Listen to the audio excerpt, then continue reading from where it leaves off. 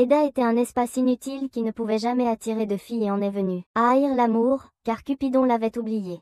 Cependant, il est rapidement devenu un aimant à filles après une confession soudaine de la part du garçon le plus populaire.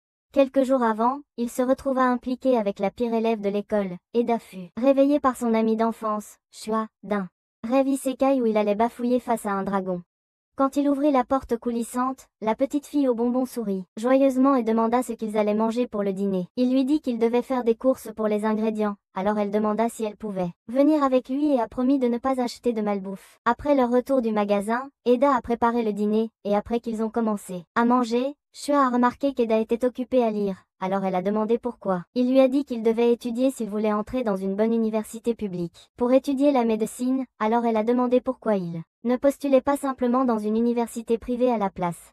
Eda a expliqué que même si les universités privées étaient plus faciles d'accès, il avait besoin de beaucoup d'argent pour payer les frais de scolarité, et malheureusement, il était fauché. Il a dit qu'il ne voulait pas être un fardeau pour sa tante, qu'il avait généreusement accueilli lorsque ses parents inutiles l'avaient abandonné pour être avec leurs nouveaux amants, alors Shua a changé de sujet.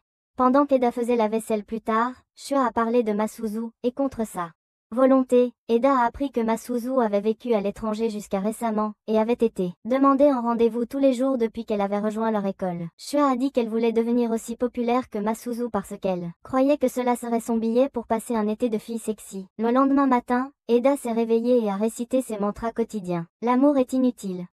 Les études passent d'abord, et fais attention à ne pas laisser les gens penser qu'il était aussi coloré que le drapeau arc-en-ciel. Après s'être préparé pour l'école, il a préparé le petit déjeuner pour sa tante et s'est dirigé vers l'école avec Chua, qui attendait devant chez lui. Plus tard ce jour-là à l'école, Kuru, l'ami de Eda, lui a dit que Chua avait été envoyé au bureau du professeur. Il a dit qu'elle avait crié ce qu'elle appelait le coup de grâce. Une popularité instantanée, regard en l'air, espérant que cela l'aiderait dans sa quête. Eda a juste soupiré et secoué la tête. Alors Kuru a changé de sujet et a demandé si ses parents l'avaient contacté. Eda lui a dit non, et a dit qu'il pouvait aller au diable pour ce qu'il en savait, car il ne les considérait pas comme ses parents puisqu'il l'avait abandonné pour courir après l'amour. Au moment suivant, Masuzu entra dans la salle de classe et toute l'attention se tourna vers elle, excepté Eda, qui prit un livre à la place. Plus tard en classe, le professeur annonça qu'il y aurait un réarrangement des places. Et pour le plus grand agacement de tous, Eda se retrouva assis juste à côté de Masuzu. Eda se fichait de l'endroit où il était assis, mais le regard jaloux qu'il recevait de ses camarades de classe chaque jour lui donnait envie de se cacher sous une pierre. Il avait toujours espéré pouvoir finir l'école sans attirer l'attention sur lui. Mais s'asseoir à côté de Masuzu avait changé son statut. De personnage non joueur de fond à ennemi public numéro 1. Tous les garçons souhaitaient être lui, et détestaient qu'il ne le soit pas. Ne se souciait pas d'admirer la beauté de Masuzu alors qu'elle était assise à côté de lui. Un jour en particulier, Eda remarqua Masuzu lui lançant des coups d'œil pendant le cours. Et lorsque les cours furent terminés pour la journée, elle le surprit en lui demandant de rentrer chez elle avec elle. Eda ne pouvait pas croire les mots qu'elle lui avait dit, et comme il supposait qu'il était dans le dernier épisode de Punk'd, il lui demanda ce qu'elle espérait accomplir en lui faisant une telle invitation. Masuzu lui dit qu'elle expliquerait tout une fois qu'il serait seul. Mais Eda insista pour qu'elle le dise là, devant tout le monde, alors elle lui dit qu'elle l'aimait. Tout le monde dans la classe, y compris Eda, fut choqué par son aveu, donc quand leurs camarades de classe ont commencé à poser des questions, Masuzu s'est accroché à son bras et l'a supplié de l'emmener loin d'eux. Eda a fait ce qu'elle demandait, et quand ils furent loin de l'école et des regards curieux des autres élèves, il lui demanda pourquoi elle avait dit un tel mensonge devant leurs camarades. Au début, Masuzu a insisté en disant que ce qu'elle avait dit en classe était la vérité, mais après que Eda lui eut dit d'arrêter ses bêtises, elle a admis qu'elle avait menti, et l'a félicité pour ne pas s'être laissée avoir par sa confession. Elle s'est ensuite éloignée de lui, et juste comme elle disait qu'elle allait tout lui raconter, elle souhaitait savoir, une légère brise souleva sa jupe. Masuzu repoussa rapidement sa jupe vers le bas, mais pas avant que Eda n'aperçoive ce qu'il y avait en dessous. Il commença à balbutier comme un idiot parce qu'il était sûr qu'elle ne portait pas de sous-vêtements. Et même si elle lui disait qu'elle en portait, il continuait à raconter beaucoup de bêtises. Quand il eut fini de parler et de prouver que sa tête était remplie de sueur, Masuzu expliqua pourquoi elle lui avait avoué devant leurs camarades de classe. Elle dit qu'on lui avait proposé un rendez-vous 58 fois depuis qu'elle avait rejoint leur école et qu'elle en avait marre, alors Eda lui suggéra d'accepter de sortir avec l'un de ses prétendants pour faire reculer les autres. Masuzu se moqua et lui dit qu'elle ne s'abaisserait jamais à sortir avec qui que ce soit, car le concept même de l'amour était quelque chose auquel seuls les idiots croyaient. En parlant, Masuzu réalisa aussi qu'elle s'était approchée de lui parce qu'elle voulait qu'il soit son faux petit ami, mais il la rejeta. Après que Masuzu a essayé et échoué à le convaincre de changer d'avis, elle jura qu'elle ne le laisserait pas s'échapper et sortit le carnet de la mort de son sac. Bon, ce n'était pas le carnet de la mort, mais un journal qui, après qu'elle eut commencé à lire son contenu, Eda réalisa qu'il lui appartenait. Il exigea de savoir comment elle l'avait eu, alors elle lui dit qu'elle l'avait acheté dans une librairie près de la gare. Eda ne la croyait pas, alors elle expliqua que c'était caché à l'intérieur de l'encyclopédie des animaux qu'elle avait achetée. En entendant cela, il réalisa qu'il avait accidentellement vendu l'encyclopédie avec d'autres livres dont il n'avait pas besoin, alors il essaya de la récupérer. Bien sûr, Masuzu ne le laissa pas prendre, et elle lui dit qu'elle avait déjà scanné toutes les pages. Elle dit que s'il refusait d'être son faux petit ami, elle publierait tout sur Internet, alors il accepta de sortir avec elle pour préserver sa dignité. Alors qu'ils rentraient chez eux main dans la main, Chua, qui avait entendu de quelqu'un à l'école que Masuzu avait avoué à Eda, les trouva. Alors qu'elle leur criait de cesser d'exhiber leur relation. Masuzu demanda à Eda qui était le nain de petite taille. Chua n'aimait pas être désignée ainsi, alors elle dit à Masuzu qu'elle avait la taille parfaite et se présenta comme l'amie d'enfance de Eda. Elle se concentra ensuite sur Eda et exigea de savoir pourquoi il ne lui avait pas dit qu'il avait une petite amie. Eda essaya d'expliquer, mais Masuzu l'interrompit, et demanda s'il avait besoin de sa permission pour sortir ensemble. Chua dit oui, alors Masuzu lui dit, ou plutôt lui ordonna, que elle sortait avec Eda avant de s'éloigner avec lui. Ce soir-là, Eda a rencontré Chua en train de pratiquer son kendo dans son jardin, et elle lui a dit qu'elle allait se trouver un petit ami génial. Elle a également dit qu'elle deviendrait plus populaire que Masuzu, alors il lui a souhaité bonne chance et s'est éloigné. Le lendemain à l'école, pendant qu'Eda mangeait son déjeuner, Kaoru lui a dit que Chua était venue à l'école ce matin avec un morceau de pain pendu à sa bouche. Il a également dit qu'elle disait nia à la fin de toutes ses phrases, ce qui a amené Eda à se demander s'il était temps de lui réserver des vacances tout compris à Arkham. Cependant, Kaoru croyait qu'elle agissait ainsi parce qu'Eda avait maintenant quelqu'un de plus important qu'elle dans sa vie, alors il a conseillé à Eda de lui parler. Après l'école, Eda a essayé de convaincre Masuzu de lui permettre d'expliquer leur relation à Chua, mais elle a refusé. Elle a dit qu'une fois que quelqu'un d'autre saurait pour leur arrangement, ce ne serait plus un secret, et elle n'était pas prête à prendre ce risque. Alors qu'ils continuaient leur chemin vers la maison, Eda a dit à Masuzu la détermination de Chua à devenir populaire. Cela a amené Masuzu à lui demander d'amener Chua chez elle après l'école le lendemain, ce qui lui a donné l'impression qu'elle avait quelque chose en tête. Après l'école le lendemain, Eda a emmené Chua dans l'ancienne salle de thé pour rencontrer Masuzu, et ils ont tous deux été surpris de la trouver les attendant en kimono. Lorsqu'ils se sont assis, Masuzu leur a proposé de rejoindre son club. Elle a également dit à Chua qu'elle savait qu'elle souhaitait devenir populaire, et a dit qu'elle voulait l'aider. Masuzu a affirmé que la seule raison pour laquelle elle avait pu devenir populaire, et rester ainsi pendant tant d'années, était à cause d'un journal laissé par son premier amour. En disant cela, elle a sorti le journal de Eda et quand il a essayé de le saisir, Chua l'a poussé au sol. Elle a ensuite demandé à Masuzu comment un journal pouvait aider, alors Masuzu a expliqué que cela contenait des informations sur comment devenir attirant pour le sexe opposé. Quand Chua a demandé ce qui était arrivé à son premier amour, Masuzu a inventé une histoire à son sujet. Un jour, aller au magasin et ne jamais revenir. Chua compatissait avec elle, mais a dit qu'elle n'avait pas besoin de son aide pour attraper un homme. Donc Masuzu lui a dit que Eda faisait partie du club, et comme elle l'attendait, Chua a accepté de les rejoindre. Eda a essayé de convaincre la crevette sous-développée de ne pas faire un pacte avec son diable de petit ami, mais elle lui a dit de se taire et a dit qu'il cherchait simplement une excuse pour être seul avec Masuzu, afin qu'il puisse inventer des mensonges. Après sa réprimande, ils se sont tous calmés et Masuzu a expliqué qu'elle voulait que le club soit un moyen pour les jeunes filles d'apprendre à devenir une femme japonaise élégante et chaste. C'est pourquoi elle l'a nommé le club des jeunes vierges. Pour se recréer ou SANEFAG pour faire court. Le lendemain à l'école, les trois se sont rencontrés dans la salle du club et Masuzu a dit à Chua que elle devait choisir quelqu'un qu'elle voyait comme un potentiel petit ami. Chua y a réfléchi un moment et a dit à ses amis qu'elle était prête à faire de Sakagami, un étudiant de 3e année, son sujet d'essai. Eda pensait que Sakagami était un bon choix mais Masuzu avait des doutes à son sujet. Cependant, elle a changé d'avis à la dernière minute et a dit qu'il était un bon choix. Donc elles ont toutes convenu de travailler pour faire tomber Sakagami amoureux de Chua. Au fur et à mesure de leur réunion, Eda a remarqué que Chua n'avait pas l'air enthousiaste, alors il a demandé si elle commençait à avoir des doutes sur leur plan. Chua lui assura que ce n'était pas le cas et Masuzu décida que lire un chapitre du journal de Eda serait une bonne façon de motiver Chua. Elle commença à lire l'entrée où Eda écrivait sur lui et sa guitare bien-aimée, ce qui le rendit très embarrassé. Quand elle eut fini, elle dit que la leçon du passage qu'elle avait lu était que les gens dans des groupes étaient cool et populaires, surtout ceux qui jouaient de la guitare. Masuzu assura à Chua que tout ce qu'elle avait à faire était de porter le étui et tout le monde croirait qu'elle était guitariste.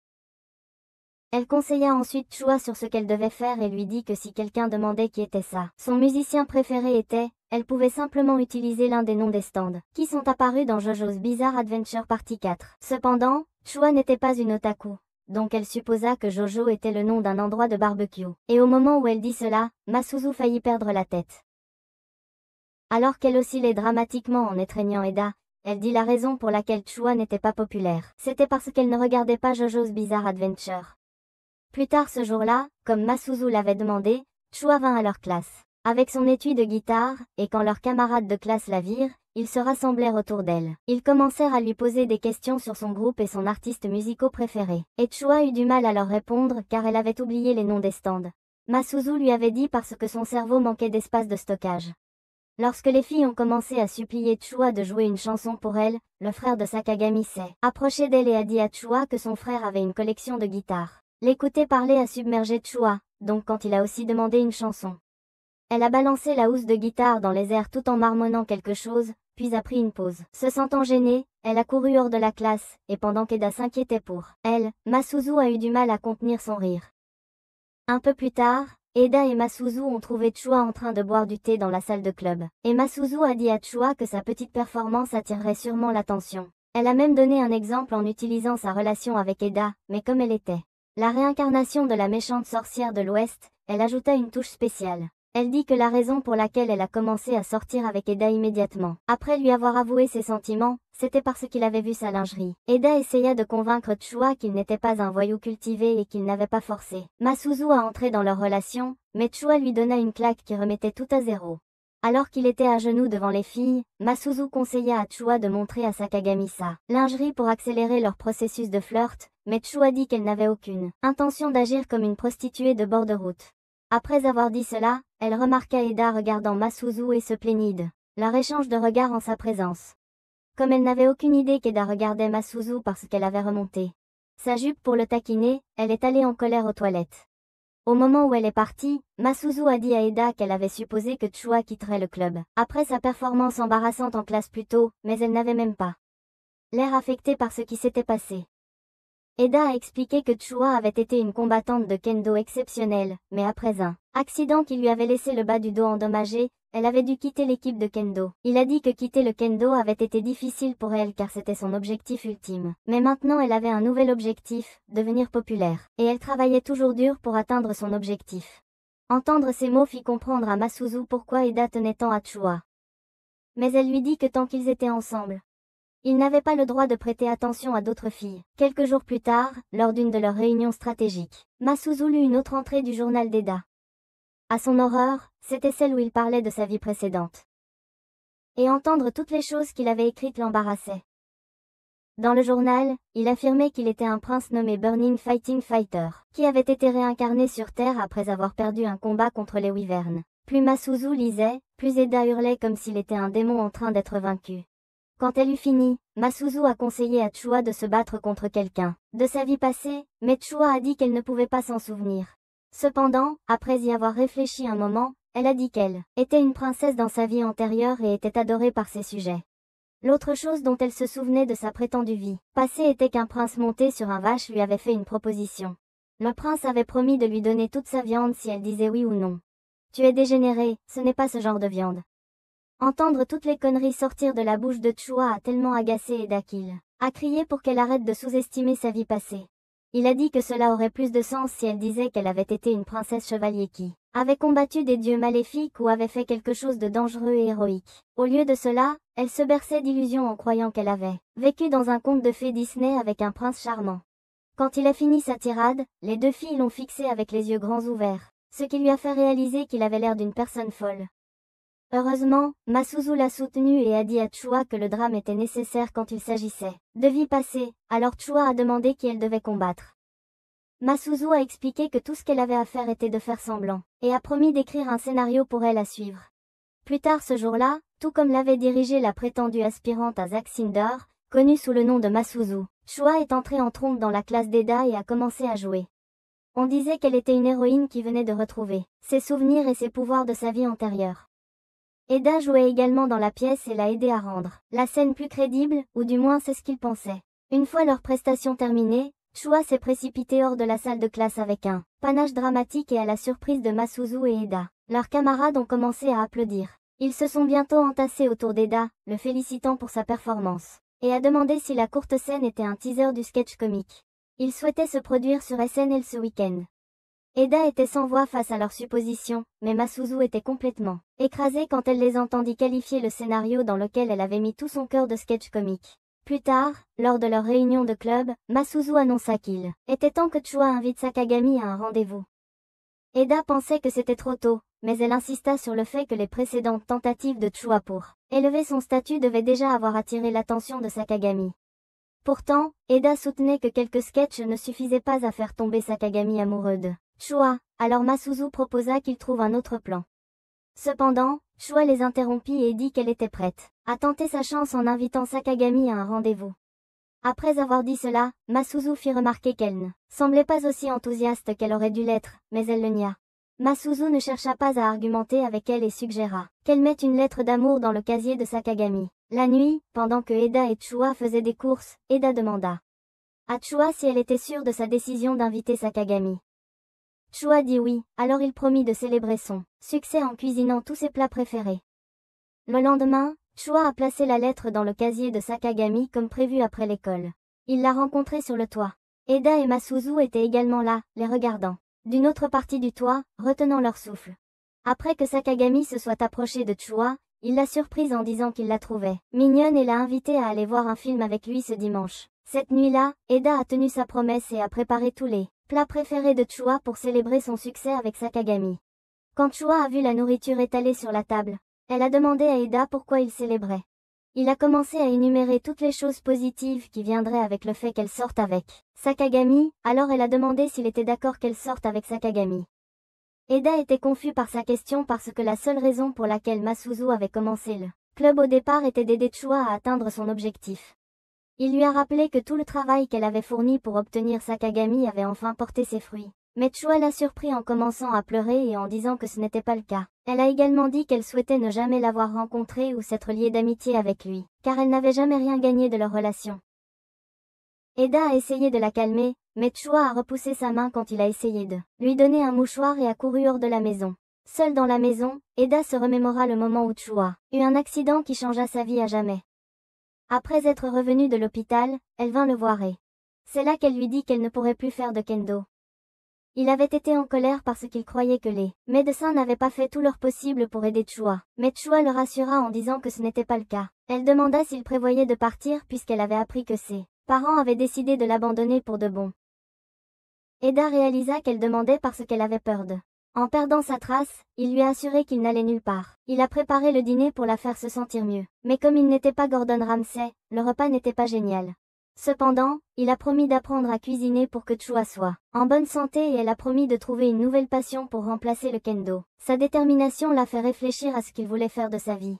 Finalement, il a décidé qu'il étudierait dur pour devenir médecin et a dit à Chua qu'il la guérirait. Cela a fait pleurer Chua, mais il a promis qu'il ne la laisserait pas tomber, et elle lui a dit qu'elle l'attendrait jusqu'à ce qu'il puisse la guérir. Dans le présent, Eda regardait leur dîner intact, et se traitait de foule d'avoir fait une telle promesse. Ce dimanche, Eda s'est réveillée tard mais a réussi à se rendre devant la gare après avoir rassemblé ses livres. Dès qu'il est arrivé, il a été surpris de voir Misuzu, qui a admis qu'elle devait aussi voir comment s'était passée la rencontre de Chua. Ils ont trouvé un endroit et se sont tenus là à regarder Chua alors qu'elle attendait que Sakagami arrive pour leur rendez-vous. Lorsqu'Eda a complimenté la tenue de Chua, Misuzu s'est vantée d'avoir été celle qui avait choisi les vêtements de Chua.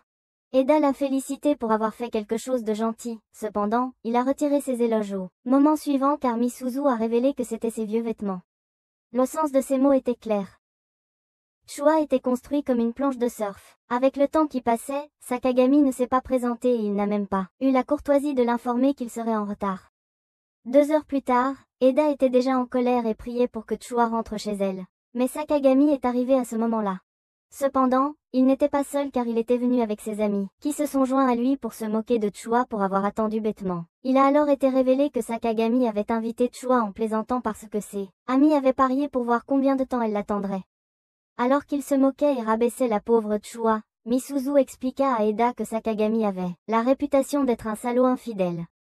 Elle a dit qu'il était un loup déguisé en mouton et qu'il n'avait aucun égard pour les sentiments de ceux qu'il blessait. Eda était furieux après avoir entendu ce qu'elle avait dit et essaya d'aller aider Chua, mais Misuzu l'en empêcha. Elle a dit qu'elle voulait que Chua comprenne que l'amour était une chose inutile. Mais quand Eda se souvint à quel point Chua avait l'air triste et abattu, le jour où elle lui a dit qu'elle ne pouvait plus faire de kendo, il a craqué. Il a accusé Misuzu d'être une sorcière au cœur froid, mais Misuzu n'a pas été offensée.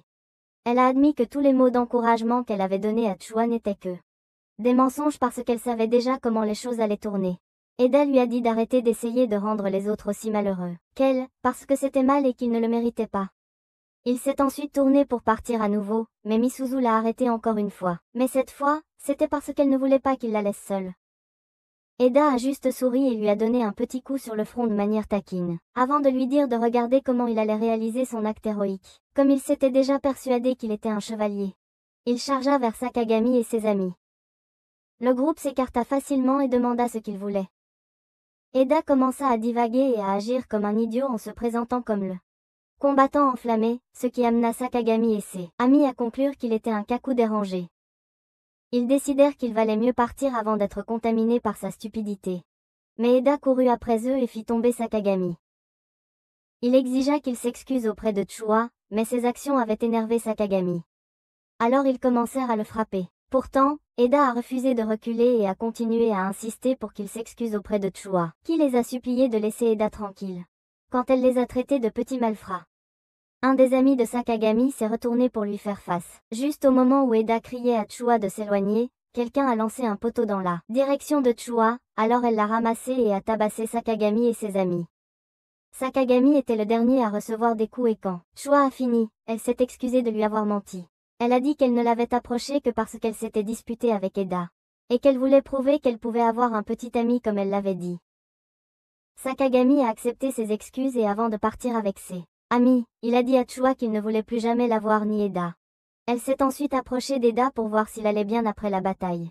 Le lendemain à l'école, Kaoru a informé Eda qu'il était une légende parmi leurs camarades, puisque tout le monde avait entendu ce qui s'était passé entre lui et le groupe de Sakagami. Il a également souligné que ses actes héroïques avaient peut-être mis Madame Suzer en colère, puisqu'elle ne s'était pas présentée à l'école ce jour-là. Eda ne pensait pas que c'était le cas, mais Kaoru a insisté sur le fait qu'aucune fille ne serait heureuse si son petit ami la quittait pour aller sauver une autre fille. C'est pourquoi Eda est allée chez Madame Suzer après l'école, mais il n'y est jamais arrivé, parce que Madame Suzer l'a soudainement pris dans ses bras par derrière. Alors qu'il commençait à marcher, il lui a demandé ce qu'elle prévoyait de faire avec leur club, depuis que son plan pour transformer Chua en une avocate de l'anti-amour avait échoué.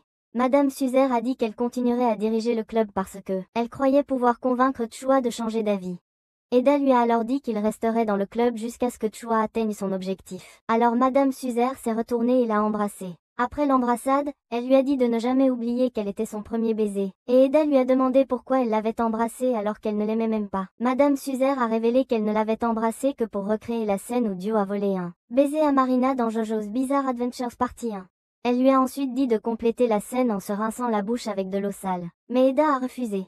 Quelques jours plus tard, Eda a surpris Chua dans sa salle de bain, et après qu'ils aient tous les deux paniqué, il s'est précipité dehors pour lui donner de l'intimité. En attendant dehors, il lui a demandé pourquoi elle était chez lui, et elle a expliqué qu'elle lui avait envoyé un email la nuit précédente pour l'informer que Chua avait utilisé sa salle de bain car la sienne était en mauvais état. Comme Eda n'avait pas vérifié ses emails, il n'en était pas au courant, alors il s'est excusé pour avoir fait irruption chez elle. Chua lui a dit que s'il voulait se faire pardonner, il devait l'accompagner à l'école chaque matin et il a accepté.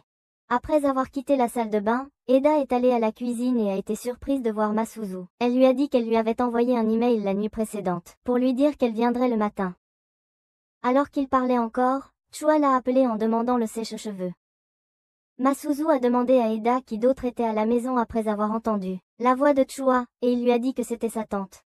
Masuzu a insisté pour dire bonjour, mais il ne l'a pas laissé faire et lui a dit « Restez dans la cuisine pendant qu'il se précipitait aux toilettes ». Dans la salle de bain, Eda passa le sèche-cheveux à Chua, et quand Masuzu l'appela depuis la cuisine, elle supposa que c'était sa tante et essaya d'aller la saluer. Eda insista pour qu'elle dise bonjour une autre fois, et se précipita ensuite pour voir ce dont Masuzu avait besoin. Il n'arrêtait pas d'aller et venir entre la cuisine et la salle de bain, essayant désespérément de garder les deux filles séparées, mais à la fin, elles se virent l'une l'autre et s'engagèrent dans un intense duel de regards. Quand Eda arriva à l'école plus tard ce matin-là, il trouva une lettre d'amour dans son casier, alors il en parla à Kuru. Kuru a supposé que Chua était celle qui avait placé la lettre dans son casier, parce que l'expéditeur avait dit qu'elle voulait que les choses entre elle et Eda redeviennent comme avant. Il a dit qu'elle se sentait peut-être mise à l'écart puisqu'il passait la plupart de son temps avec Masuzu, alors Eda a décidé de demander à Chua à ce sujet. Plus tard dans la journée, dans la salle du club, Eda se demandait comment aborder la question pendant que Chua mangeait à côté de lui. Finalement, Chua a rompu le silence en demandant où était Masuzu, et Eda lui a dit qu'elle avait quelque chose à faire. Cela a rendu Chua heureuse car c'était la première fois depuis longtemps qu'elle et Eda étaient seules dans une pièce. Elle s'est rapprochée de lui et a reposé sa tête sur son épaule. Elle prétendait qu'elle s'entraînait pour quand elle aurait un petit ami, mais Masuzu est arrivé à ce moment-là et lui a enfoncé le visage dans sa nourriture. Quand elle a enfin lâché Chua, Chua l'a accusée d'essayer de l'envoyer dans l'au-delà, mais Masuzu a déclaré qu'elle ne faisait que protéger son territoire. Chua a soutenu qu'elle n'essayait pas de voler Eda, mais Masuzu n'a pas cru son histoire et s'est plainte de devoir toujours être sur ses gardes à cause de Chua et des surveillants de couloir. Chua a convenu que les surveillants de couloir étaient une vraie plaie, alors Masuzu leur a dit que leur prochaine mission était de faire tomber les surveillants de couloir. Eda a conseillé à Ethan Hunt en formation d'abandonner la mission car elle était vouée à échouer, alors Chua a suggéré de recruter de nouveaux membres, pour éviter que le club ne soit fermé. Pour la première fois, Masuzu a accepté l'idée de Chua et a dit que la première chose qu'il devait faire pour attirer de nouveaux membres était de créer une chanson thème. Elle a ensuite donné à Chua la chance de performer la chanson qu'elle avait conçue, mais après avoir écouté son chant pendant quelques secondes, elle lui a demandé de se taire. Chua s'est plainte qu'elle n'était pas encore arrivée à la meilleure partie, mais Masuzu a dit qu'elle ne voulait pas d'une chanson d'amour car ce n'était que des mensonges. Au moment suivant, elle a sorti le journal de Eda et a commencé à lire un poème, intitulé Ce monde pourri, qu'elle affirmait être un chef-d'œuvre. Après l'école, Eda a trouvé une autre lettre dans son casier et alors qu'il la lisait, Masuzu s'est approché de lui, alors il l'a rapidement cachée dans sa poche. Cependant, Masuzu a remarqué cela, donc quand ils ont fait escale au parc sur leur chemin du retour, elle lui a demandé ce qu'il cachait d'elle. Eda a dit que c'était rien, mais elle ne l'a pas cru et a essayé de le forcer à parler en menaçant de lire son journal devant toute l'école. Eda ne voulait pas de ça, mais il savait aussi que lui dire à propos des lettres était une mauvaise idée, donc il a insisté pour dire qu'il n'y avait rien. Le moment suivant, ils ont été interrompus par une blonde fille, qui a dit qu'Eda ressemblait à un rejet dégoûtant. À en juger par le regard agacé que Masuzu portait en fixant la fille, Eda en déduisit que elle se connaissait, mais quand il demanda à Masuzu qui était la fille, elle l'ignora. Au lieu de cela, elle se concentra sur la fille et lui demanda pourquoi elle était venue, alors la fille lui dit qu'elle était venue parce qu'elle voulait rencontrer son petit ami. Elle admit qu'elle avait été envoyée par quelqu'un qui n'aimait pas le fait que Masuzu ait un petit ami, puisque ce n'était pas la raison pour laquelle elle avait été envoyée au Japon. Cependant, elle promit de parler à la personne, au nom de Masuzu si elle lui donnait Eda. Avant que Masuzu ou Eda ne puissent réagir, la fille embrassa Eda sur les lèvres et a ensuite annoncé qu'elle avait aimé ça. Son garde du corps l'a bientôt appelée, alors elle s'est dirigée vers la limousine et avant de monter, elle s'est présentée comme Mana, la sœur cadette de Masuzu. Lorsque la limousine est partie, Eda a essayé de découvrir à qui Mana faisait référence. Mais Masuzu lui a lancé un regard noir et lui a dit d'arrêter d'être curieux. Le lendemain à l'école, Masuzu n'a pas parlé à Eda, alors pendant son cours de natation, il s'est approché d'elle et a essayé d'engager la conversation. Il lui a demandé si elle allait nager, et elle lui a dit qu'elle n'aimait pas se mouiller, alors il a essayé de poursuivre la conversation en parlant de la façon dont certains personnages de Jojo pouvaient marcher sur l'eau. Juste à ce moment-là, deux filles passèrent devant elle. Et quand Masuzu les entendit dire qu'elle essayait d'attirer l'attention en ne se mettant pas dans la piscine, elle dit à Eda qu'elle voulait nager. Cependant, peu après être entrée dans l'eau, elle commença à se noyer, alors Aqualad, désolée, Eda sauta dans la piscine pour la sauver. Quand il découvrit qu'elle ne respirait pas, il essaya d'appeler leur professeur à l'aide. Mais l'homme s'occupait d'un autre élève, alors il décida de pratiquer la RCP lui-même. Plus tard, Masuzu se réveilla dans le bureau de l'infirmière pour trouver Eda assis à son chevet. Alors elle saisit l'occasion de s'excuser pour la façon dont elle avait agi toute la journée. Elle admit qu'elle agissait ainsi parce qu'elle n'aimait pas que cet homme l'ait embrassée, ce qui surprit Eda. Après tout, Il supposait qu'elle était fâchée contre lui parce qu'il lui avait posé des questions. Il lui dit alors de ne pas s'inquiéter car il avait déjà remplacé le baiser de Manus en lui donnant un baiser sur la bouche à la piscine, mais cela ne fit que faire rougir Masuzu. Alors elle essaya de cacher son visage sous la couverture. Le lendemain, la mère de Chua demanda à Eda de s'occuper d'elle, car elle allait travailler et Chua avait un rhume. Eda se rendit chez Chua pour s'occuper d'elle, et après l'avoir aidée à s'essuyer le corps, il décida de jeter un œil autour de la chambre. Lorsqu'il remarqua les baguettes qu'elle gardait sur sa table, il demanda si c'était les mêmes qu'elle avait utilisées cette nuit-là. Elle est rentrée de l'hôpital et elle a dit oui. Elle s'est excusée de l'avoir pris sans lui dire, mais elle a dit qu'elle l'avait pris parce que cela représentait ses souvenirs les plus précieux avec lui. Cela a fait réaliser à Eda que Chua n'était pas celle qui lui envoyait des lettres parce qu'il n'y avait rien de mal dans leur relation. La semaine suivante, lorsqu'Eda est arrivée à l'école avec Chua, elles sont tombées sur Masuzu près des casiers, et les deux filles ont commencé leur habituelle plaisanterie. Eda a ignoré les deux pendant qu'il ouvrait son casier, mais il l'a rapidement fermé à nouveau en découvrant une autre lettre qui l'attendait. Le bruit du casier qui se fermait a attiré l'attention des filles, mais quand il lui a demandé à ce sujet, il a juré que rien ne se passait. Dans la nouvelle lettre, l'expéditeur lui a demandé de la rejoindre sur le toit après l'école. Alors Eda y est allé et a été surpris de voir une fille qu'il n'avait jamais rencontrée avant. Eda lui a demandé quelle était la connexion dont elle parlait dans sa lettre, alors la fille a expliqué que son nom était Himeka. Mais dans sa vie précédente, elle se faisait appeler princesse du pré brûlé. Elle a dit que dans sa vie précédente, un chevalier appelé combattant luttant en feu était son amoureux, et puisque c'était le nom d'Eda dans sa vie précédente, il devait être la personne en question. Quand elle l'a soudainement pris dans ses bras, Eda a essayé de la repousser, alors qu'il demandait comment elle savait qu'il était le combattant enflammé. Himeka répondit qu'elle avait été à la gare le jour où il s'était battu avec Sakagami et son équipe, et quand elle l'avait vu se dresser contre eux, ses souvenirs furent débloqués. Eda allait lui dire que rien de ce qu'il avait dit ce jour-là n'était réel. Mais avant qu'il puisse le faire, la porte s'ouvrit soudain pour révéler Masuzu et Chua, qui n'étaient pas contents de le voir dans les bras d'Himeka. Quand ils ont demandé qui était Himeka, Eda a dit à Himeka de ne rien dire sur leur vie passée, mais cette fille à l'esprit lent n'a fait qu'empirer les choses en disant qu'elle était son par exemple.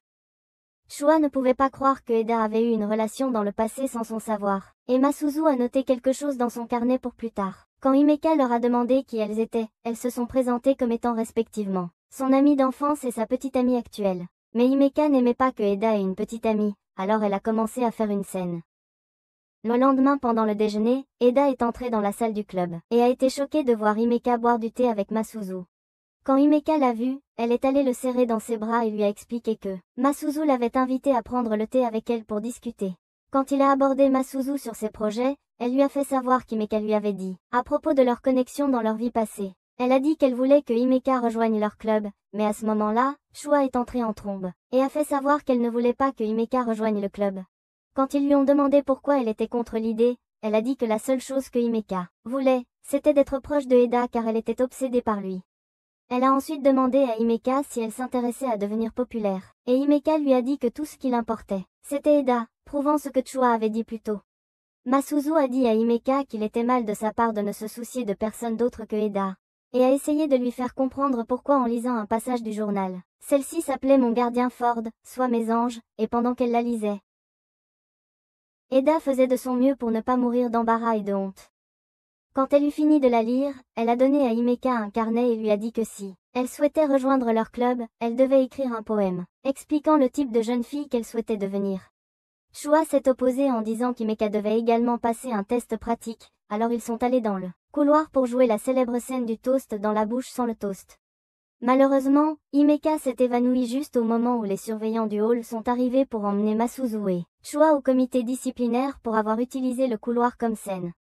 Quand Himeka s'est réveillée plus tard, Eda a demandé pourquoi elle se souciait tant de lui, et elle a expliqué qu'avant de le voir à la gare, elle voyait la vie en noir et blanc.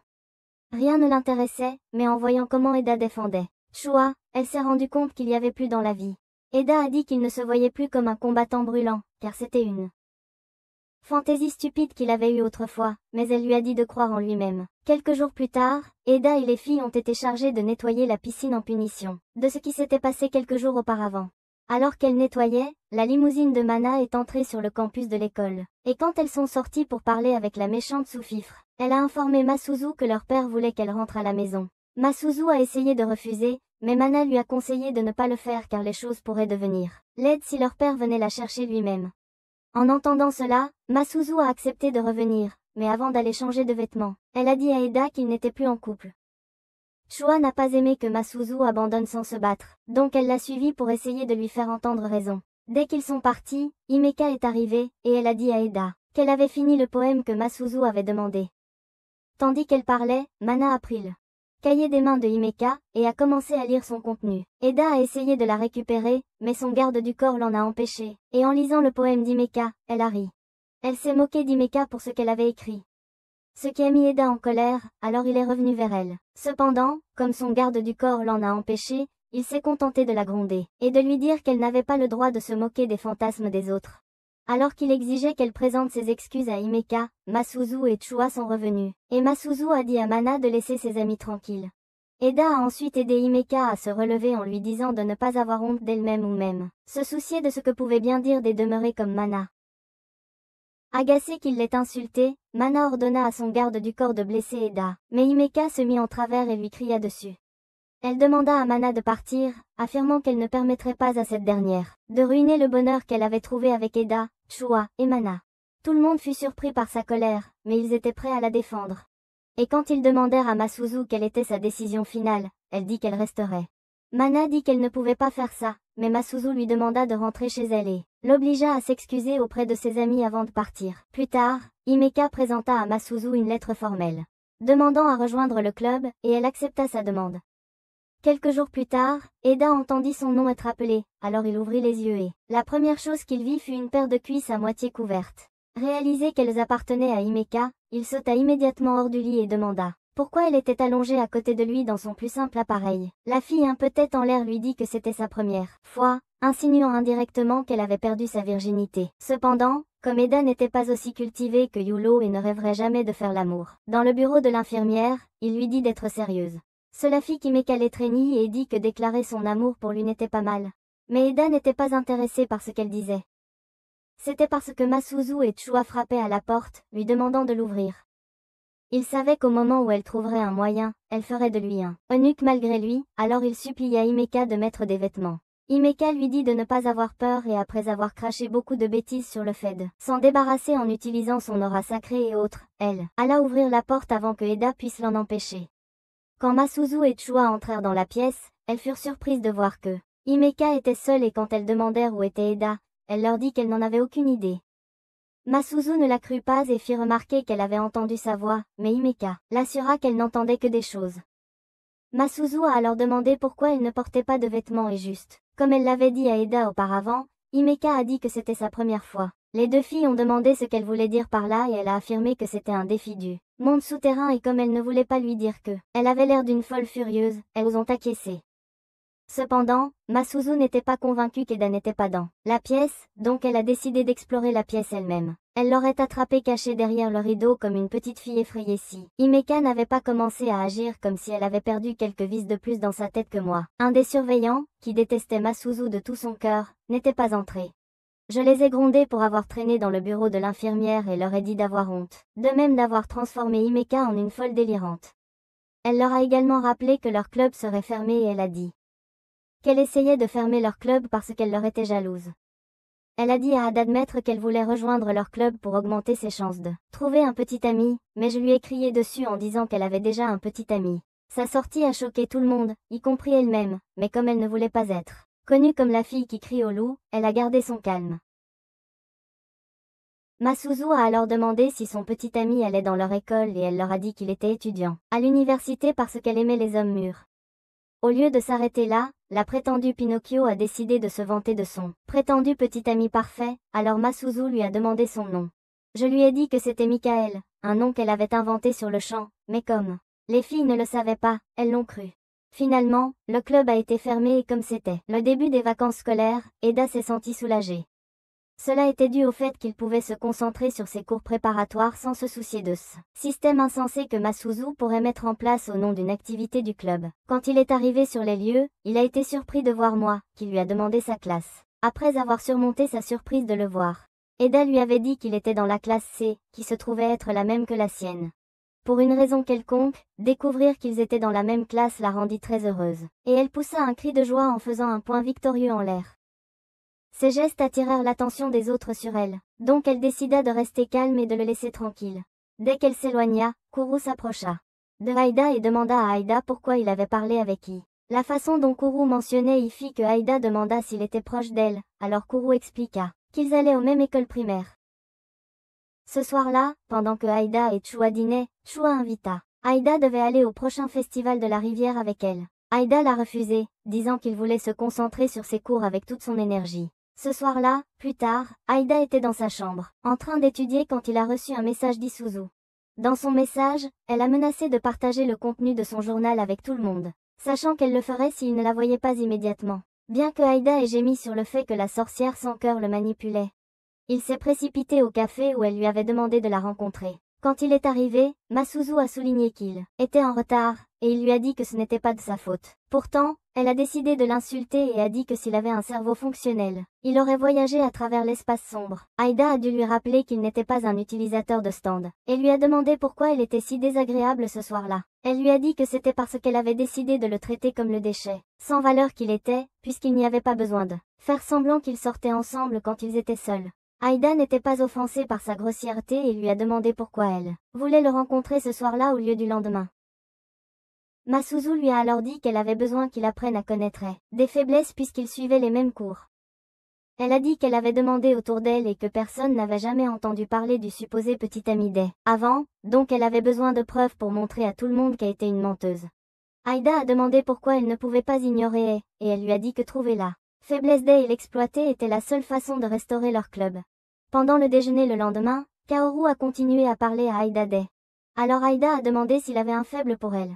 À sa grande surprise, Kaoru s'est fâché et a dit à Aïda de ne jamais dire de telles absurdités, ce qui a laissé Aïda confus. Tout à coup, Kaoru s'est précipité loin de leur table.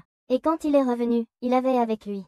Il a demandé à Ai de dire bonjour à Aïda, mais la petite peste impolie a traité Aïda d'idiot, stupide à la place, alors Kaori lui a chuchoté à l'oreille, et lui a dit qu'il ne l'aiderait plus. Cela a suffi pour qu'elle change d'attitude. Alors elle s'est excusée et a sorti son bento. Elle l'a ensuite ouvert et a demandé à Kaïda d'en prendre un peu, mais il a refusé en disant que ce n'était pas assez. Kaoru lui a dit de ne pas refuser son offre et lui a assuré que si elle avait faim plus tard, il lui donnerait un rouleau de confiture, alors Aïda a pris un des rouleaux d'œufs. Après l'avoir mangé, il a commenté à quel point c'était bon, ce qui a fait rougir avant qu'elle annonce qu'elle allait faire un footing. Après qu'elle soit sortie en courant de la cafétéria, Kaoru a expliqué à Aïda que son compliment avait rendu Ai heureuse. Plus tard ce jour-là, quand les cours furent terminés, Kuru a demandé à Aïda si Ai pouvait le rejoindre pour le dîner, et il a dit oui.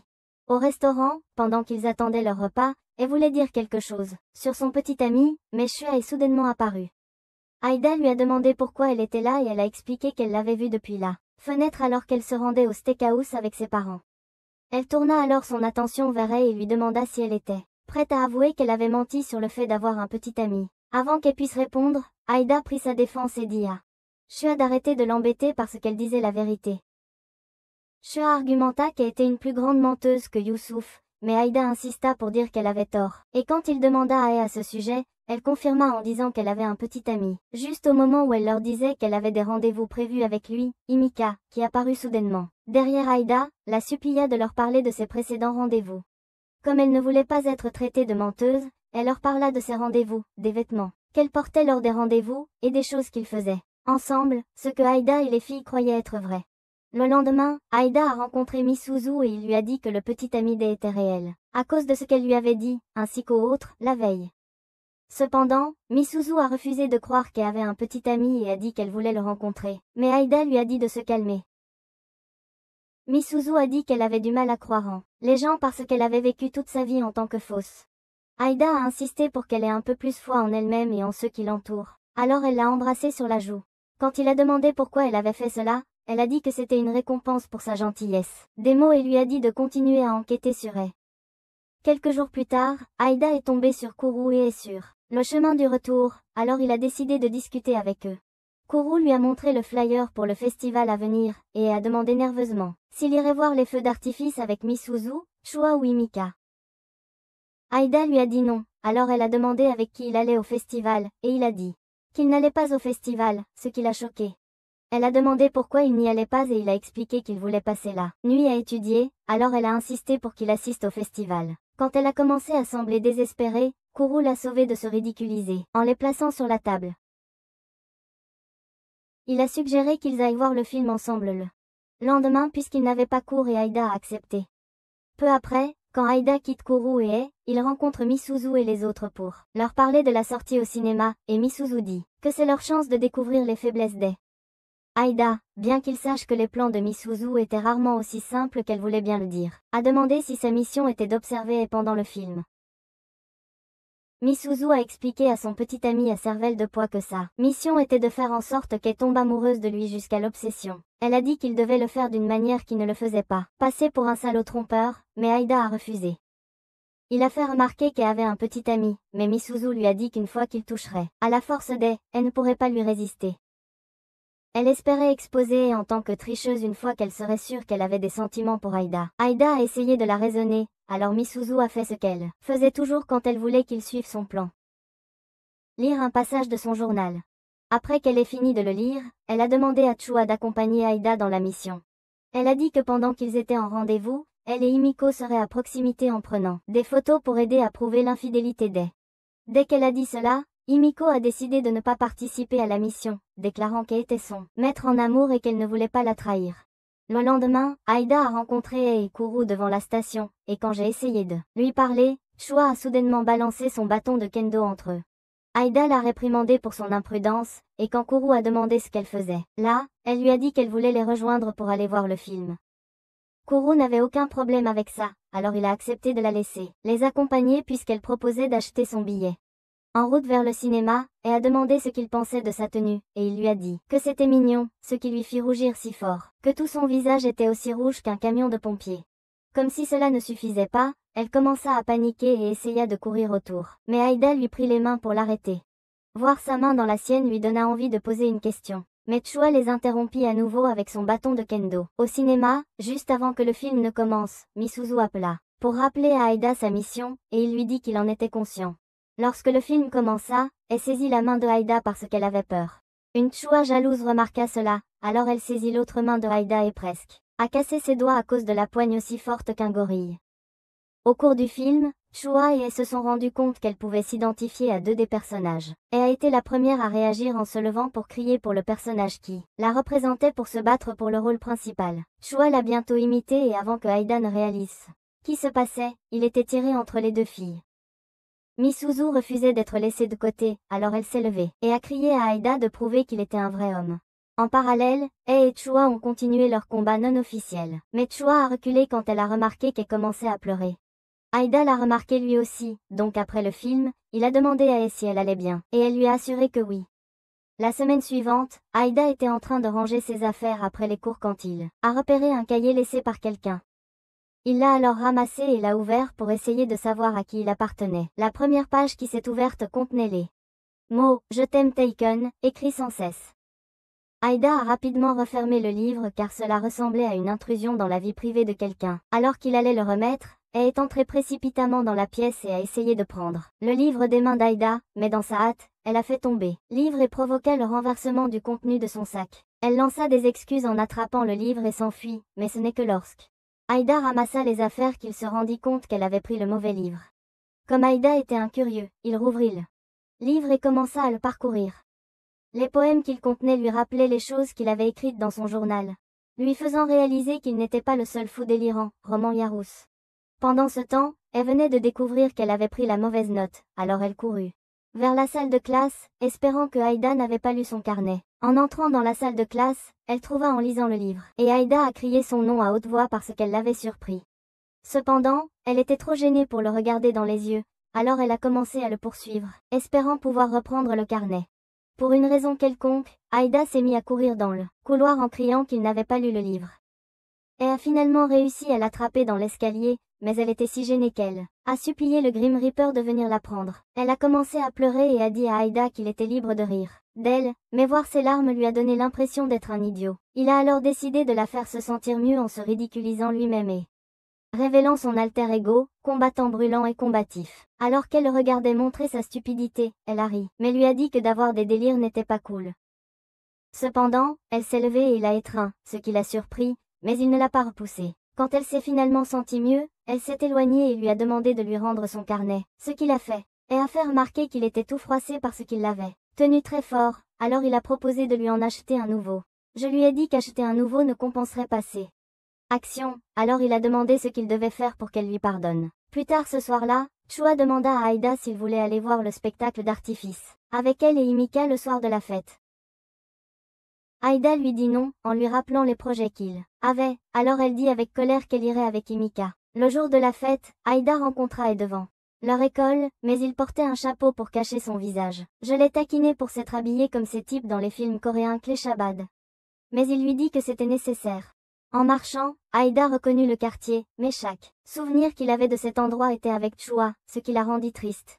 Ils arrivèrent bientôt à un chemin qui menait à un vieux pommier à cidre, que Aida se souvenait de son enfance, alors il prit la main d'Aida et se précipita vers l'arbre. Alors qu'il regardait le feu d'artifice, je me suis référée à Aida en l'appelant Taken et j'ai dit que c'était le nom qu'elle utilisait pour l'appeler à la maternelle. Soudain, l'esprit de Aida fut inondé par une vague de souvenirs de la maternelle, et il réalisa qu'elle était sa proche amie à Chan. Elle était heureuse qu'il se souvienne enfin d'elle et expliqua que Korub avait essayé de lui faire retrouver la mémoire. Elle dit qu'elle avait été triste lorsqu'elle avait déménagé, mais quand elle avait transféré d'école récemment et l'avait vu, elle était plus que heureuse. Malheureusement, elle n'a pas pu se reconnecter avec lui parce qu'à chaque fois qu'elle le voyait, il était avec Chua. Les choses ne faisaient qu'empirer quand il a commencé à sortir avec Misuzu et Himika a rejoint un club, donc elle n'a jamais eu l'occasion de lui parler. Aida s'est excusée, mais elle lui a dit que tout cela n'était plus qu'un lointain souvenir, après quoi, elle a sorti un morceau de papier de son sac. Quand elle le donna à Aida, il le déplia et fut surpris de voir un formulaire de mariage avec leurs deux noms dessus. D'après la façon dont c'était écrit, il était évident qu'il l'avait fait en maternelle, mais elle avait gardé. Elle a dit à Aida qu'il devait le signer pour tenir sa promesse de l'épouser, mais il a refusé. Il lui a rappelé qu'elle était en couple, mais elle a admis qu'elle avait menti à ce sujet, alors il lui a dit qu'elle devait être honnête. Elle a dit qu'elle ne le ferait pas parce que c'était embarrassant, et a essayé de le faire signer à nouveau le formulaire de mariage. Cependant, Aida est restée ferme et s'est enfuie, mais, avant d'arriver chez lui, il a croisé Shuo et Himika. Les deux filles étaient ravies de le voir et même s'il leur a dit qu'il rentrait chez lui, elles l'ont entraîné avec elles au festival. Le lendemain, Misuzu a envoyé un message à Aida pour le rencontrer à l'école, et quand il est arrivé là-bas, elle l'a accusé de tricher. Elle a dit que s'il voulait qu'elle lui pardonne d'avoir assisté au festival avec elle, il devait l'embrasser. Pour que la paix règne, Aida l'a embrassé sur la joue, ce qui a momentanément perturbé son esprit. Lorsque l'école a enfin repris quelques semaines plus tard, et a informé les membres du club SA et EFAG, qu'elle leur permettrait de faire fonctionner leur club à nouveau. Cependant, elle a dit que la seule condition était qu'il la laisse rejoindre le club en tant que chaperonne et entraîneuse. Chou s'est opposée, mais les autres n'ont pas eu de problème, et j'ai dit à Aida qu'elle le ferait signer les papiers du mariage un jour. La première chose que j'ai faite en tant qu'entraîneur a été d'appeler une réunion, pour discuter de la façon dont le club fonctionnerait à l'avenir. Lors de la réunion, Shuo s'est heurté à Ai, mais Himika lui a supplié d'arrêter d'attaquer son maître. Elle aimait que Himika soit de son côté, donc quand Himika lui a demandé de lui caresser la tête en récompense, elle l'a fait avec joie. Fatiguée de les regarder, Misuzu a pris la parole et a dit qu'elle aimait l'idée qu'elle soit leur entraîneur puisque c'était la seule parmi eux qui était en couple depuis longtemps. J'étais visiblement nerveuse après avoir entendu la déclaration de Misuzu, mais dans son style habituel, elle a agi avec désinvolture pour éviter d'être prise au piège dans sa vie. Shuo et Himika lui ont ensuite demandé de leur enseigner la meilleure façon de confesser à un gars, et je leur ai dit que les filles n'étaient pas censées courir après les gars. Elle a dit que c'était le devoir d'un gars de courtiser une fille, alors Misuzu lui a demandé de leur faire une démonstration en utilisant Aida. Bien qu'elle soit ravie de l'idée, elle a fait semblant d'être agacée et a secrètement ajusté ses cheveux avant d'accepter de le faire. Quand ils ont commencé, Aida ne s'est pas donné la peine de mettre de l'énergie dans son jeu, et je l'ai repoussé. Cependant, elle a refusé de le laisser abandonner, déclarant qu'un gars doit continuer à pousser même si la fille l'a repoussé. Pour faire en sorte que Aida s'investisse davantage, Misuzu a menacé de dire aux autres que le journal lui appartenait. Craignant que son secret soit révélé, il a immédiatement fourni plus d'efforts. Et cela a fonctionné à merveille. Les filles étaient surprises de voir réagir comme une idiote amoureuse pour Aida. Mais elle a rapidement masqué sa joie et a juré qu'elle ne faisait que jouer.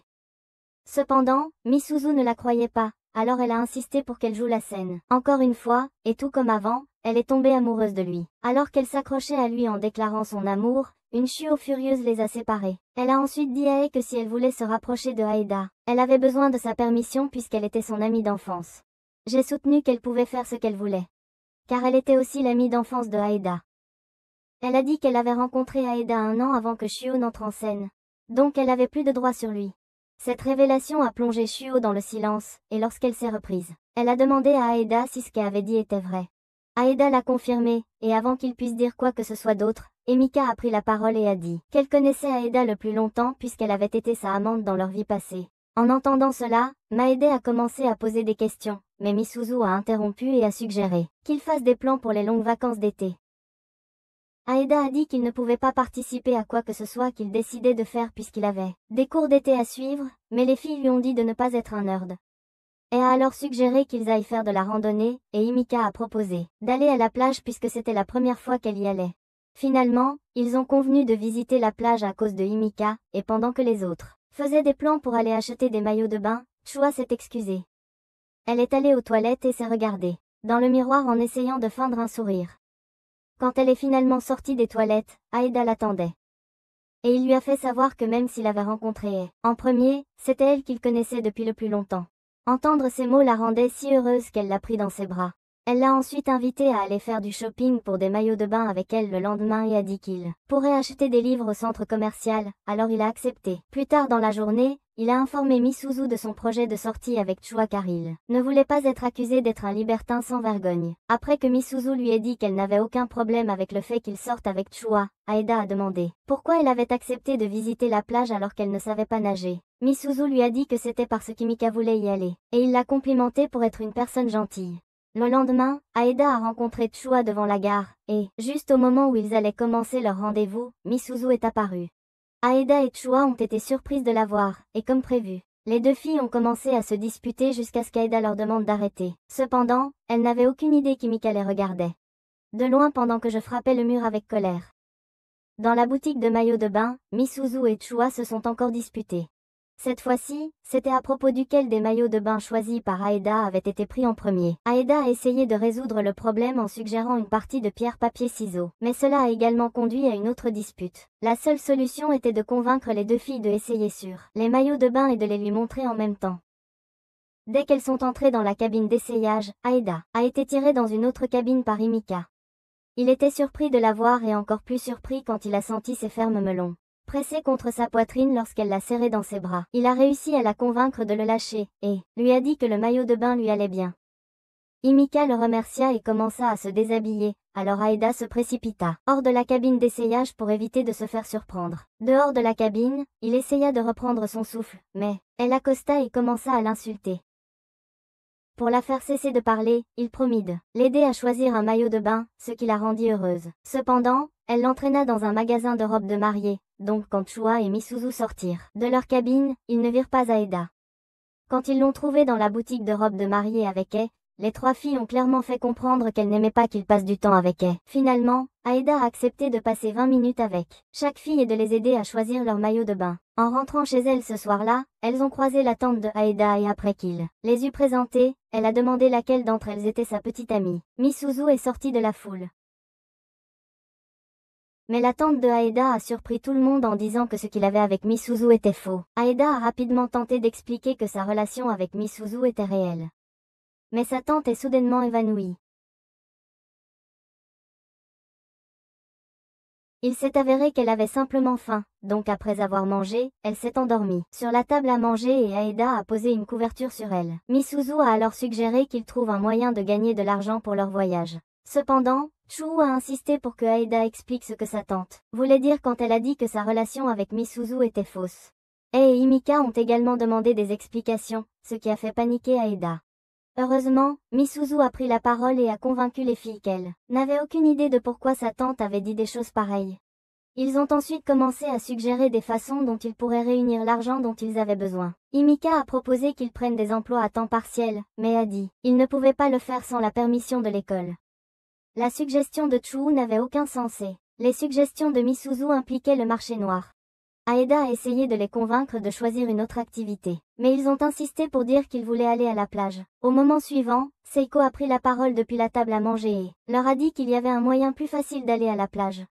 Elle leur a montré un flyer pour un concours de jeux vidéo organisé par son entreprise, et a dit que s'ils s'inscrivaient au concours, ils pourraient aller à la plage. Elle leur a dit qu'ils pourraient séjourner au resort de l'entreprise pendant le concours, et a dit que le seul critère pour participer à la compétition était d'être amoureux. Elle a souligné que Chuu, Hei et Himika étaient follement amoureuses de Aida. Donc elles étaient les candidates idéales. Les trois ont accepté de participer à la compétition et Misuzu a exigé de savoir pourquoi Seiko ne s'était pas souciée de lui demander de se joindre. Seiko a dit que c'était parce qu'elle n'était pas amoureuse, mais Misuzu a soutenu qu'elle l'était, affirmant qu'elle ne sortirait pas avec Aida si ce n'était pas le cas. Comme elle n'était pas prête à céder, Seiko a proposé qu'elle passe tout un test pour voir qui aimait le plus Aida. Elle a ouvert une application de mesure d'amour sur son téléphone et a demandé une question qui déterminerait le gagnant.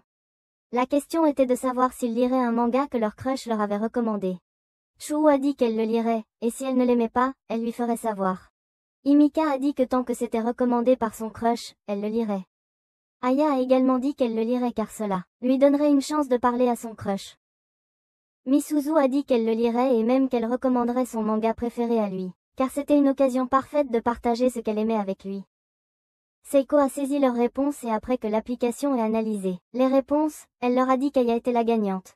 Seiko a expliqué que sa réponse montrait à quel point elle aimait son crush, ce qui l'a fait paniquer et sortir en courant de la pièce. Chuu était deuxième car sa réponse montrait que son crush finirait par la friendzone. Himika a pris la troisième place car sa réponse montrait qu'elle devait passer plus de temps avec son crush. Enfin, Misuzu est arrivée quatrième car sa réponse avait été trop parfaite, ce qui était une indication claire qu'elle n'éprouvait aucune affection pour son prétendu crush. Misuzu n'aimait pas ça, alors Seiko lui a dit qu'elle pouvait prouver qu'elle était amoureuse en participant au concours et elle a accepté. Après le départ des filles, Seiko a conseillé à Aida de se décider et de choisir l'une des filles avant que les choses ne dégénèrent. Aida lui a rappelé qu'il était en couple avec Misuzu, mais Seiko a toujours refusé d'accepter que leur relation soit réelle. Pendant qu'il parlait, Aida a reçu un message de Misuzu, alors il s'est précipité hors de la maison pour la retrouver. En se promenant, Misuzu lui a dit qu'elle n'aimait pas le fait que Seiko puisse voir à travers leurs mensonges. Elle a dit que cela allait amener les autres à découvrir la vérité sur leur relation et elle ne voulait pas ça. Il lui a assuré que cela ne se produirait jamais. Mais Misuzu était sceptique, alors elle a déclaré qu'elle gagnerait la compétition et prouva à Seiko qu'elle l'aimait vraiment. Le lendemain, Aida, Kuru et Eui sont sortis après leur cours. Ils ont raconté leur voyage à Kuru et je leur ai demandé de lui envoyer un texto tous les jours pour qu'elle puisse maintenir son mensonge d'avoir un petit ami. Pendant qu'ils parlaient, Himika a texté Eui, alors Aida lui a demandé quand ils étaient devenus proches. Elle lui a dit qu'elle aimait bien Himika parce qu'elle était une fille douce et a continué à lui répondre. Quand il est rentré chez lui ce soir-là, Chua lui a montré ses maillots de bain, et pendant qu'il parlait, je l'ai appelé. Elle lui a alors souhaité bonne nuit et est allée répondre à l'appel, mais alors qu'Aida fermait sa porte, il réalisa que Misuzu était la seule à s'être rapprochée des autres. Enfin, le jour du voyage à la plage arriva et au moment où Chua et Aida arrivèrent à la gare routière, Himika et Eui étaient déjà là. Misuzu arriva peu après et le groupe se mit à chercher leur bus, mais Aida ne pouvait s'empêcher de s'inquiéter que les choses tournent mal pendant le voyage. Pendant toute la durée du trajet en bus, Aida et Misuzu jouaient le rôle d'un couple heureux, espérant convaincre les filles qu'ils étaient vraiment amoureux. Cependant, les filles n'étaient pas dupes et chuchotaient entre elles. Ils m'aiment à quel point toute l'interaction était fausse. Lorsqu'ils arrivèrent, ils déposèrent leurs affaires au complexe et se dirigèrent vers la plage pour passer le reste de la journée. Chua et Himika n'ont pas perdu de temps à plonger dans l'eau, et alors qu'ils éclaboussaient dedans, Aida dit à Misuzu qu'ils se comportaient comme des enfants. Eui, qui avait cherché des coquillages, revint juste à ce moment-là avec un rose en forme de cœur. Elle le montra à Aida et lui demanda s'ils voulaient chercher un similaire ensemble avec elle, mais il lui dit qu'il ressemblait à un morceau de poisson frit. Eui s'énerva à cause de sa remarque, alors elle l'insulta et s'enfuit. Cela avait fait dire à Misuzu qu'Aida n'était qu'un débutant sans cervelle, car la raison pour laquelle Eui lui avait demandé sur la coquille était si évidente que c'en était douloureux. En réponse, Aida avait souligné que tous les regards étaient braqués sur elle comme si elle était un étalage d'iPhone 16, et elle lui avait dit que ce n'était pas sa faute si elle était irrésistible. Cependant, il avait remarqué qu'elle se sentait mal à l'aise avec les regards qu'elle recevait. Alors il s'était levé et avait placé une serviette sur sa tête pour cacher son visage. Au lieu de le remercier, Misuzu lui avait dit qu'il agissait comme un fou amoureux. Alors il lui avait rappelé qu'ils essayaient de convaincre les autres que leur relation était réelle. Misuzu lui avait dit qu'elle en était consciente, mais avait souligné que les autres, perdus dans leur monde et ne faisant pas attention à eux. Peu après, il était temps de déjeuner et après qu'ils aient mangé, Misuzu demanda à Aida de préparer le dessert. Elle désigna une pastèque posée sur le côté. et dit qu'il n'avait qu'à la casser et la servir. Aïda lui dit qu'il passerait son tour car il n'était pas un ninja des fruits, mais les autres insistèrent pour qu'il le fasse, alors il céda. Ils le bandèrent et se placèrent à différentes positions pour pouvoir le guider vers la pastèque en utilisant leur voix. Chaque fille voulait qu'il aille vers une particularité. Direction, mais Misuzu lui a dit de ne pas leur faire confiance. Elle a comparé les autres à des sirènes qui attiraient des hommes sans méfiance, à leur perte et lui a demandé d'écouter seulement sa voix. Les autres grognèrent, disant que Misuzu n'était rien d'autre qu'un serpent menteur, mais Aïda leur a dit qu'elle était la seule en qui il avait confiance pour le mener vers la pastèque. Il a ensuite demandé à Misuzu quel chemin il devait prendre et après qu'elle lui ait dit, il a commencé à marcher dans cette direction. Dès qu'il s'est approché, elle lui a demandé de sauter, ce qu'il a fait et à sa grande surprise. Il s'est retrouvé à tripoter la paire de pastèques les plus douces jamais existées. Au lieu de lâcher prise des intrigues de Misuzu, Aïda s'est allongée dans ses bras profitant de la sensation de ses paumes. Cela a énervé les autres, qui l'ont traité de nom et l'ont fait s'asseoir sous le soleil brûlant avec le mot sans honte écrit en gros sur son dos. Plus tard dans la soirée, Misuzu a demandé à Aïda de remplacer les ampoules du lustre, pendant qu'elle et les filles s'occupaient du dîner. Emiko et Shio sont sortis acheter les ingrédients restants. Alors que Misuzu et Aya restaient pour couper les légumes. Alors qu'elle faisait cela, Aya est soudain devenue sérieuse et a dit à Misuzu que si jamais elle découvrait qu'elle sortait avec Aïda pour faire reculer ses autres prétendants, elle ne lui pardonnerait jamais. Elle a ensuite essayé de faire admettre à Misuzu que son pressentiment était juste, mais Misuzu n'a pas prendre le leur et a fait quelque chose pour distraire Aya. Après le dîner, Aïda se tenait dehors à la fenêtre de la salle de bain, pour pouvoir parler avec Misuzu, qui prenait un bain. Elle lui a dit qu'ils devaient intensifier leur effort car leur ruse ne fonctionnait plus. Elle a suggéré qu'il l'approche de manière décontractée et lui donne un baiser devant tout le monde, ce qui l'a surpris.